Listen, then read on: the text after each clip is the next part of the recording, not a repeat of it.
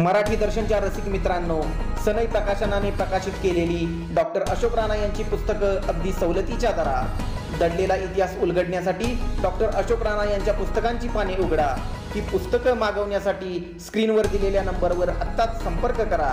8626 98 57 34.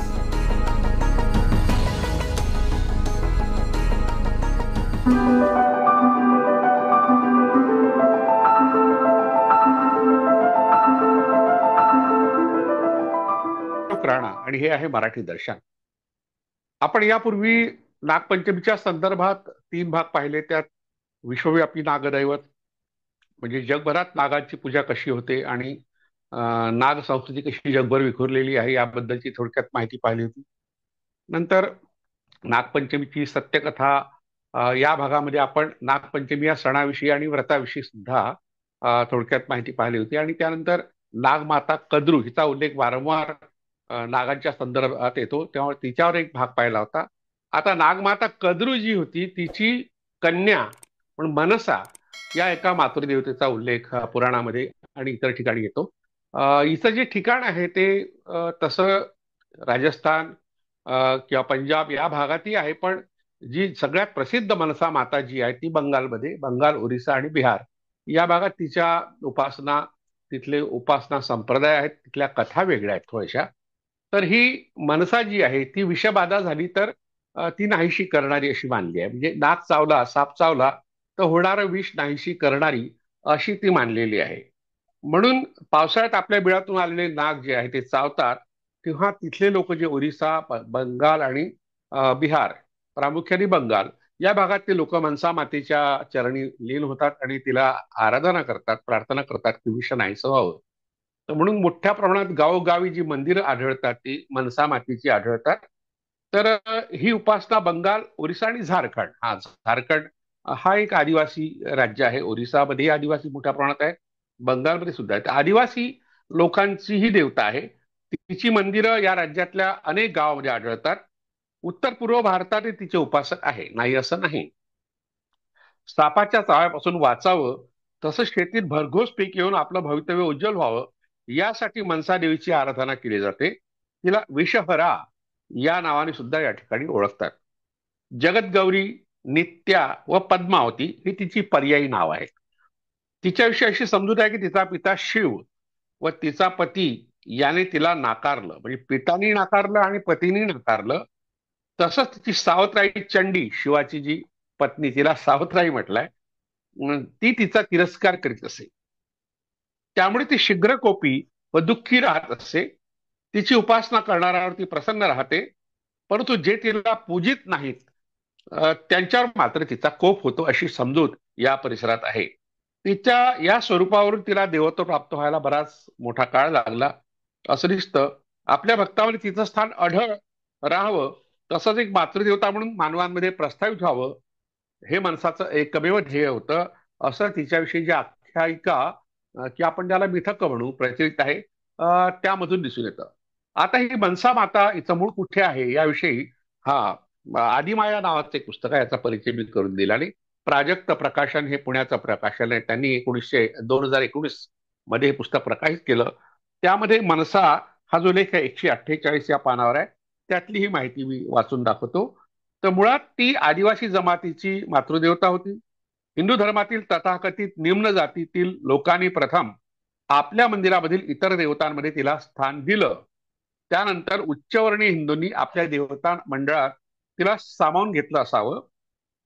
परंतु त्यातही हिंदू मातृदेवतांपेक्षा आदिवासींमधील एक देवता म्हणून तिला स्थान मिळालं. म्हणजे आजही आपण झारखंड, ओरिसा आणि बंगाल वगळता इतर राज्यामध्ये तिच्या मूर्ती आपण पाहायला मिळत नाही, कारण ती एवढी प्रतिष्ठित झाली नाही. तर 14व्या शतकात मात्र शैव देवालयांमध्ये शेतीच्या सुफलीकरणाची देवता म्हणून लग्नविधीसाठी तिला पूजित, तिची पूजा लग्नविधीमध्ये यासाठी होत असे. ज्याप्रमाणे स्त्री आणि भूमी यांच्या साधर्म्य मानला आहे आपल्या पूर्वजांनी, तर लग्न म्हणजे एक प्रकारे सुफलीकरणाचा विधी, आणि त्यामध्ये मग त्यात यश यावं, पती पत्नीच्या संबंधात यश मिळावं, त्यांना बाळ व्हावं, यासाठी मनसा देवीची पूजा लग्नाच्या वेळी होत असे.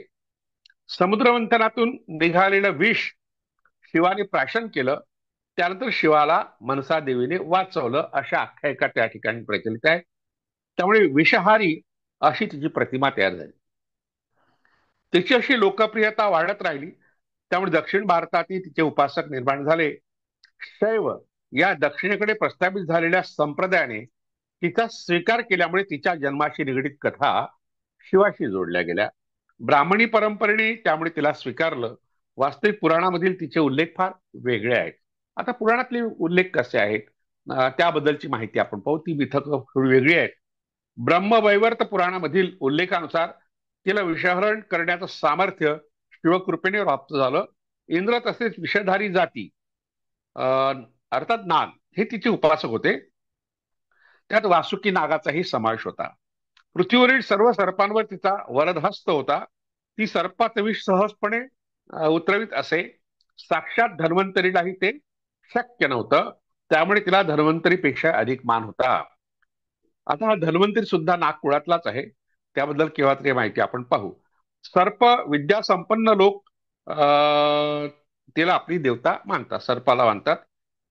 देवी भागवतातील वर्णनानुसार हे एक प्रकारचं पुराणच आहे. जन्मेजयाने केलेल्या सर्पसत्रातून इंद्र तक्षकादी वाचलेल्या नागांनी मनसा देवीची पूजा केली होती. महाभारतात तिला कश्यप ऋषीची कन्या तसेच वासुकीची भगिनी म्हटलेला आहे. तिचा विवाह जरत्कारु नावाच्या ऋषीबरोबर झाला होता. त्यापासून तिला आस्तिक नावाचा पुत्र झाला. जन्मेजयाच्या सर्पसत्राला थांबवणारा जो आस्तिक आहे तो तिचा मुलगा आहे असं या कथेतून दिसतं. अर्थात हे मिथक आहे, हा काही इतिहास नाही, हे आपण समजून घ्यावं. तिचा विवाह जरत्कारु नावाच्या ऋषीसोबत झाला होता. त्यापासून तिला आस्तिक नावाचा पुत्र झाला. एका मंत्रामध्ये तिच्या संपूर्ण परिवाराचं वर्णन आलं आहे. तो मंत्र असा आहे: आस्तिकस्यु मुनेर माता भगिनी वासुके तथा जरत्कारु मुने पत्नी मनसा देवी नमस्तुते. अशा तऱ्हेने पुराणातल्या कथांचा परिणाम या मंत्रावर झाला. अर्थात मंत्र रचणारी पुराणातली असली पाहिजे. तिचा उल्लेख बरेच ठिकाणी सिंधू दैत्याची कन्या, सिंधू हा दैत्य आहे, दैत्याची ती कन्या आहे असा उल्लेख येतो. त्यामुळे सिंधू नदीच्या काठावर राहणाऱ्या प्राचीन भारतीय लोकांचं नेतृत्व करणारी ती एक गणमाता असावी असं वाटतं. तिचा पती म्हणून ज्या जरत्कारूचा उल्लेख येतो त्याच्याविषयी पुराणामध्ये काय माहिती आहे ती आपण पाहू.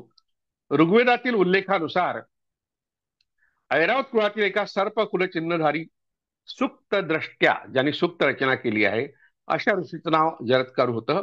महाभारतात शरीराला तपश्चर्याने क्षीण करणारा एक ऋषी म्हणून त्याचा उल्लेख आलेला आहे. कारु म्हणजे शरीर व जरा म्हणजे क्षीण, ज्याचं शरीर क्षीण झालं आहे. यायावरांचा तो पुत्र होता. यावर म्हणजे यायावर हा शब्द भटक्या लोकांसाठी वापरतात असं या ठिकाणी म्हटलंय. अर्थात तो तत्कालीन भटक्या जमातीतला एक विद्वान होता. तो ब्रह्मचारी अवस्थेत तीर्थयात्रा करीत होता. अशा एका प्रवासात त्याला गवताच्या आश्रयाने एका ढिगास लोंबकळणारे वीरणक नावाचे पितर दिसले. हे पितर लहान आकारात दिसले कारण ते त्यांना खायला काही मिळत नव्हतं. अशा प्रकारची एक अद्भुत कथा आपल्या ह्या पुराणामध्ये आढळते. महाभारतात आहे प्रामुख्याने ती. तर त्यामुळे त्या पितरांत गवताचा तो ढीग उंदीर मुळापासूनच कुरतळत असतानाही त्याने ते पाहिलं. म्हणजे अनेक उंदीर तिथे त्या गवताचा जो ढिगार आहे त्याला कुरतळत असताना पाहिलं. तर त्यामुळे त्या पितरांचा आधार केव्हा नाहीसा होईल हे सांगता येत नव्हतं. म्हणजे अशा तरी प्रतिकात्मक कथा आहे की पितरांना आधार नसेल तर त्यांना केव्हाही मृत्यू येऊ शकतो. उंदीर हे काळाचं प्रतीक आहे जे कुरतळत जातं. अशा तरी प्रतिकात्मक ही कथा आहे. ते पाहून जरत्कारूने त्यांना त्यांच्या या अवस्थेचं कारण विचारलं. त्यावर ते म्हणाले की जरत्कारु अविवाहित असल्यामुळे आमचा वंश खंडित झाला आहे. त्यामुळे आमची अशी अवस्था झाली आहे. केवळ तपश्चर्येच्या भरोशावर आम्ही आजवर जिवंत आहोत. परंतु त्यांना प्राप्त झालेलं तपश्चर्येचे धन कालरूपी उंदीर रात्रंदिवस कुरतळत आहे. म्हणून कोणत्याही रीतीने का होईना आमच्या पुत्रास विवाह करायला सांगा. म्हणजे विवाह केला की वंश सातत्य चालू राहतं. वंश सातत्य नसलं तर पितरांना काही मोक्ष मिळत नाही किंवा त्यांना जो आधार आहे तो मिळत नाही. अशा प्रकारची एक संकल्पना त्यावर आधारित कथा आहे. तर जरत्कारु म्हणाला की मी तुमचाच पुत्र आहे. मी ब्रह्मचर्य अवस्थेत राहायचा निश्चय केला आहे. परंतु तुमची ही अवस्था पाहून मी आपला विचार बदलला. मी विवाह कराव्यास तयार आहे, पण माझ्याच नावाची कन्या मला भिक्षेत मिळावी. तो भिकारीच होता. तसेच तिच्या पोषणाची जबाबदारी माझ्यावर नसावी अशी माझी अट आहे. मी लग्न करायला तयार आहे पण जबाबदारी स्वीकारायला तयार नाही अशा प्रकारची विचित्र अट त्यांनी टाकली. म्हातारा असल्यामुळे त्याला कोणी आपली मुलगी देत नसत. काही काळानंतर वासुकी नागराज याने आपली बहीण जरद करू, तिचं नाव जरद करू होतं, म्हणजे त्याला आपल्याच नावासारखी मुलगी असेल तर लग्न करायचं होतं, तर त्याचा विवाह लावून दिला. त्याच्या पोषणाची जबाबदारी स्वतः घेतली. वासुकी नागाने स्वतःवर जबाबदारी घेतली. विवाहानंतर पती पत्नी एकत्र राहायला लागले. परंतु सुरुवातीला त्याने पत्नीला इशारा दिला होता की माझ्या मनाविरुद्ध काही घडलं तर मी तुला सोडून देईल. ते तिने मान्य केलं. एकदा आपल्या पत्नीच्या मांडीवर डोकं ठेवून तो झोपला होता. संध्याकाळी संध्यालोप होऊ नये, संध्याकाळ झाल्यावर संध्यालोप होऊ नये म्हणून तिने त्याला जागवलं.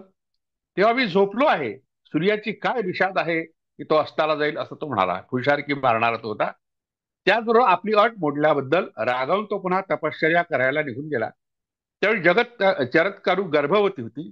तिला झालेल्या पुत्राचं नाव आस्तिक असं ठेवलं गेलं. आस्तिकच्या आईचं नाव जरद गौरी असे आढळतं. त्याचप्रमाणे तो भृगु कुलोत्पन्न जरत्कारू ऋषी तसेच तक्षक भगिनी जरत्कारूचा पुत्र असल्याचा उल्लेख महाभारताच्या आदी पर्वात आढळतो. जरत्कारूने त्याच्या पत्नीला सोडून दिल्यानंतर ती आपला भाऊ वासुकीकडे गेली व तेथेच आस्तिकाचं संगोपन झालं असं महाभारतात म्हटलंय. त्याच्यावर उपनयन संस्कार झाल्यावर च्यवनाचा पुत्र भार्गव ऋषीने त्याला सांगवेद शिकवले. तसे शंकराने त्याला व्रतबंध करवले. त्याचं ब्राह्मणीकरण झालेलं आहे एका नाग कुळातल्या तरुणाचं. नंतर शंकराच्या आज्ञेने जरत्कारू आपल्या पुत्रासह आपल्या पतीकडे गेली. जन्मेजयाच्या सर्पसत्रात आपल्या मातेच्या आज्ञेवरून आस्तिकाने आपल्या मातुल कुलाचं रक्षण केलं, आईकडल्या लोकांचं रक्षण केलं असं महाभारतात म्हटलं. कारण तो नागकुळातला होता आणि म्हणून त्यांनी जन्मेजयाचं सर्पसत्र थांबवलं आणि तक्षकाला वाचवलं. अशा प्रकारचे मिथक आहे, तेही चुकीचंच आहे. त्याबद्दलची माहिती आपण यापूर्वी पाहिली आहे, यापुढे पाहत राहू. आपलं रक्षण केल्याबद्दल सर्व सर्पांनी अर्थात सर्पकुलचिन्हधारी लोकांनी त्याचं मोठ्या उत्साहानं स्वागत केलं. यावेळी तक्षकाचा मित्र इंद्रही वाचला, त्यामुळे त्याने मनसाकडे जाऊन तिची पूजा केली. आता इथे जरत्कारूचं नाव मनसा आलेलं आहे व तिला बळी दिला असं देवी भागवतात म्हटलंय. आपलं नाव घेणाऱ्या तसंच त्याचा आख्यान तीनही काळी पठण करणाऱ्यांना सर्पांनी त्रास देऊ नये असा वर आस्तिकाने त्यांना मागितला असल्याचंही तिथं म्हटलंय.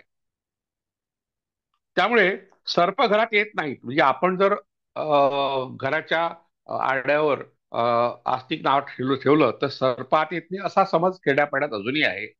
त्यामुळे सर्प घरात येत नाही समजूत आहे. त्याचप्रमाणे सर्प दिसला की आस्तिक म्हटल्याने तो चावत नाही अशी एक समजूत आहे. असं काही होत नसते. सर्प आपलं काम करत राहतो. आपण स्वतःला वाचवणं फार महत्वाचं आहे.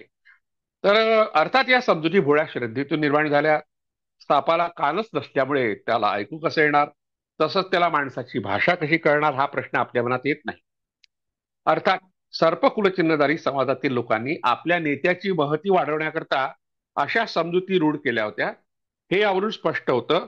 त्याचप्रमाणे या समजुतीचा प्रचार करण्याकरता वरील मिथकांची ही निर्मिती झाली. जी मिथकं आपण यापूर्वी पाहिली ती त्यासाठी निर्माण झाली आहे. तर त्यामागचा आशय समजण्याकरता आपण त्या मिथकांची उकल करण्याचा प्रयत्न करू. जरत्कारू कथा ही काय आहे, तिचं मूळ काय आहे, तिचा आशय काय आहे. तर या शब्दाचा अर्थ होतो क्षीण झालेलं शरीर. जर तो म्हातारा आहे तर जिचं नाव जरत्कारू आहे तिचे शरीर क्षीण झालं असण्याची शक्यता आहे. त्याच्या पितराची विनाशाकडे चालू असलेली वाटचाल या रूपक कथेतून सूचित होते की त्यांचे पितर हे आता संपुष्टात येण्याची शक्यता निर्माण झाली होती. ऐरावत हे एक नागकुळ आहे. बरेचदा ऐरावताचा उल्लेख हत्ती असा केला जातो आणि इंद्राचं वाहन म्हणून त्याचं चित्रण शिल्पांमध्ये आढळतं, चित्रामध्ये आढळतं आणि बऱ्याच ग्रंथामध्ये आढळतं. पण तो नाग होता मुळात.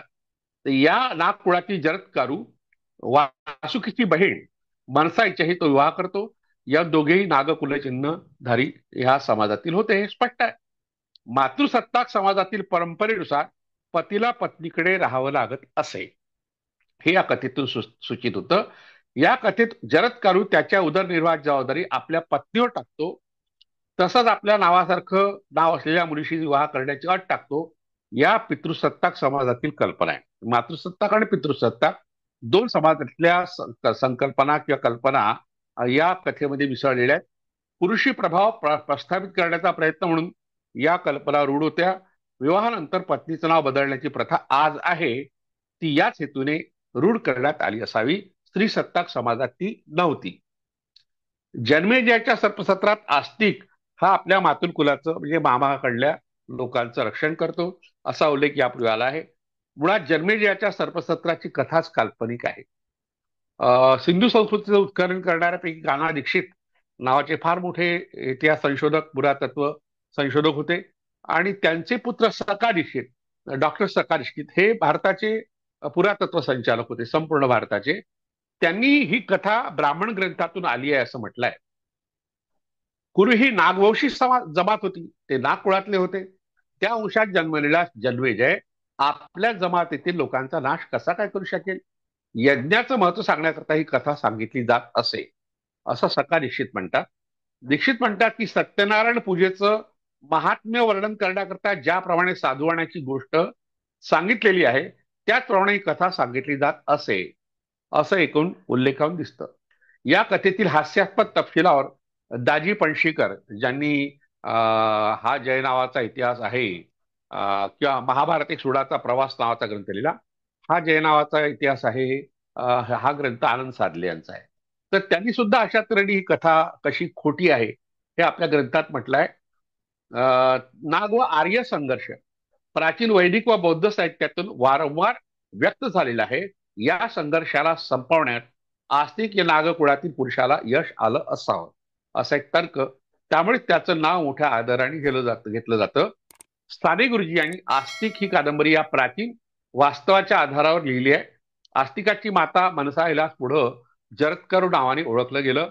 आसाम, बंगाल, झारखंड इत्यादी राज्यांमध्ये तिची उपासना गावोगावी आजही केली जाते. नागकुल चिन्हधारी लोकांची राज्य या भागात प्राचीन काळी होती याचे पुरावे प्राचीन नाणी आणि नागशिल्प त्या ठिकाणी आढळतात. परंतु मनसाच्या उपासनेसाठी जे कारण सांगण्यात येतं ते मात्र एका आधुनिक कथेच्या द्वारे आणि त्यात पुराणातल्या कोणत्याही कथांचा समावेश नाही. तर हे मनसा मंगल म्हणजे मनसा या मातेच्या साठी केलेलं काव्य किंवा प्रार्थना या अर्थाचं हे काव्य आहे. 13व्या त्या 18व्या शतकाच्या दरम्यान मंगल काव्यांची निर्मिती झाली. इसवी सन 1495 मध्ये विजयगुप्ता यांनी मनसा मंगल काव्य रचलं. विप्रदास पेपिलाई यांचं काव्यही याच काळातलं आहे. हरप्रसाद शास्त्रींनी 1897 मध्ये त्याचं हस्तलिखित शोधून काढलं. सुकुमार सेन यांनी 195 मध्ये प्रसिद्ध केलं. त्याचबरोबर काणा, हरिदत्त, विजयगुप्त, नारायणदेव, गंगादास सेन, द्विजवंशीदास, कालिदास, क्षेमानंद इत्यादी कवींनी सुद्धा मनसा मंगल काव्य रचली आहेत. या सर्व काव्यांमध्ये एक कथा सातत्याने येते ती चांद बहुला नावाची कथा. हे करुण रस प्रधान असं कथानक आहे. चांद, आता चांद शब्द हा तर मुस्लिम धर्माच्या प्रभावातून आलेला दिसतं. चांदचा बाप शिवभक्त होता, परंतु मनसाला तो निम्न प्रकारची देवता मानायची. मनसेला तो पूजित नव्हता. एकदा त्याची सर्व मुलं समुद्रात बुडाली. वाचलेल्या चांदला मनसाने दग्ध केला, परंतु त्याची पत्नी बेहुला हिने आपल्या उपासनेने मनसाला प्रसन्न करून आपल्या पतीला जिवंत केलं. चांदही नंतर मनसाची पूजा करू लागला असं साधारण कथानक मनसा मंगल काव्यामध्ये आढळतं. बंगालमधील अनेक साई गोसाई नावाचे जे गायक आहेत ते आजही कथा गीतं भावपूर्ण रीतीने गाऊन मनसा मंगल काव्य हे सगळ्यांना ऐकवतात. या कथेचं आकर्षण बंगाल तसंच पूर्वोत्तर भारतात आजही आहे. आता मनसाची पूजा कशी केली जाते त्याबद्दलची माहिती या ठिकाणी पाहूया. मनसाची पूजा व व्रतोत्सव सामान्यपणे ज्येष्ठापासून भाद्रपद पर्यंत म्हणजे पावसाळ्याच्या 4 महिन्यांमध्ये या प्रदेशामध्ये चालू असते. काही ठिकाणी तो ज्येष्ठ शुद्ध नवमी किंवा दशमीला तो होतो व्रतोत्सव, तर कुठे आषाढ वद्य पंचमी, श्रावण शुद्ध पंचमी म्हणजे आज जी आहे ती, तर श्रावण वद्य पंचमी म्हणजे आता आणखी 15 दिवसांनी येणारी एकादशी या तिथीने येतो. म्हणजे एकाच देवतेचं हे स्तवन किंवा काव्य हे किंवा उपासना अशा तऱ्हेने 4 महिने चालू असते. या दिवशी मनसा मातीची मूर्ती किंवा मातीचा कुंभ, केळीचा खुंट, स्नुही किंवा सिद्ध वृक्षाची डहाळी, मनसा मंगलची पोथी यापैकी कोणत्या एका रूपात षोडशोपचारे पूजा केली जाते. म्हणजे मूर्तीच्या रूपात केली जाते आणि त्या पोथीच्या रूपात केली जाते. अशा प्रकारची पूजा फक्त आसाम, बंगाल आणि ओरिसा या 3च राज्यामध्ये आहे. इतर ठिकाणी तिचं अस्तित्व आपल्याला आढळतं, नाही असं नाही, पण तिचा संप्रदाय मात्र नाही. जसं दक्षिण भारतात सुद्धा मनसा ही माता आपल्याला दिसते. जसं आता आपण बेलूर हे जे गाव आहे अतिशय प्रसिद्ध कर्नाटकातलं गाव आहे. तिथे मनसा मातीची एक मूर्ती मला पाहायला मिळाली. अशा काही मूर्त्या दक्षिण भारतात आहेत, पण तिचे संप्रदाय मात्र नाही. तिला दुय्यम स्थान आहे. तर अशा ह्या मनसा मातेची माहिती आपण या ठिकाणी थोडक्यात पाहिली. हिला एक पौराणिकांचा पदर आहे. पौराणिकांनी तिला वेगळ्या तऱ्हेने रंगवलं आहे आणि जनमानसात तिचं वेगळं रूप आहे. जी मनसामंगल काव्य आहे त्यामधून तिचं अगदी वेगळं रूप दिसतं. तर अशा प्रकारे अनेक मातृदेवता ह्या लोक परंपरेतून आलेल्या आणि प्रामुख्याने आदिवासी समाजातून आलेल्या आहेत.